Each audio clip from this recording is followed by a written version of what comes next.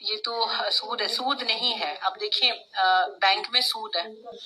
آپ کسی آرگنائزیشن کو جوائن کرتے ہیں کہیں کمپنی میں، اب جیسے کوئی بھی بڑی کمپنی کا آپ نام اٹھا لیں، ہر بڑی کمپنی کا بینک میں اکاؤنٹ ہے. کسی بھی بڑی کمپنی کو آپ اٹھا لیں، جو وہ اپنے ممبرس کو سیلری پے کر رہے ہوتے ہیں وہ سود میں ڈیل کر رہے ہوتے ہیں.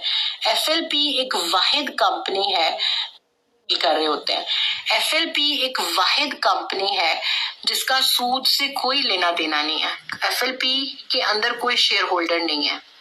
ایف ایل پی کا کوئی شیئر ہولڈر نہیں ہے. تو جانی کہ شیئر ہولڈر نہیں ہے تو مطلب بینک انوالوڈ نہیں ہے. بینک اس چیز میں انوالوڈ ہوتا ہے جہاں پر شیئرز دیے جا رہے ہوتے ہیں، شیئر ہولڈرز ہوتے ہیں. تو سود کا تو ایف ایل پی کے وہ کہتے ہیں ایک پوائنٹ کے ساتھ بھی کوئی لینا دینا نہیں ہے. ٹھیک ہے، نہیں ہے. ٹھیک ہے، یہ شاید آپ لوگوں کو اس چیز کے بارے میں پتا نہیں ہے. آپ اکثر بزنس پریزنٹیشنز پہ ڈفرینٹ پریزنٹر سے یہ سنتے ہوگے کہ there are no banks involved, there are no shareholders. When there are no banks involved and when there is no shareholder, تو انٹرسٹ کہاں سے آ گیا؟ There is no interest, right? So it's a halal platform. Is this platform halal? It is halal, alhamdulillah, it is halal. That's why we are part of it. دیکھیں میں personally آپ کو ایک بات بتاؤں، جہاں پر بات آتی ہے نا کہ فلانے بندے نے یہ کہہ دیا یا فلانے سیکٹ نے یہ کہہ دیا، میں ایک چیز میں بہت میرا اسٹرانگ بلیف ہے.